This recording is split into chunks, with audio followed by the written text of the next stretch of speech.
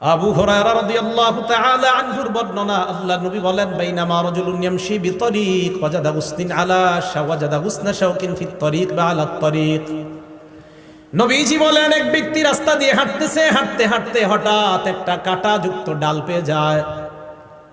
কাঁটাযুক্ত ডাল পাওয়ার পর ফাখরাহু, এই মনে করে কাঁটাযুক্ত ডালটা রাস্তা থেকে সরায় দেয়। কোনো মুসলমান এই ডালের মধ্যে পড়ে আঘাত পেতে পারে, কোনো মানুষ কষ্ট পেতে পারে।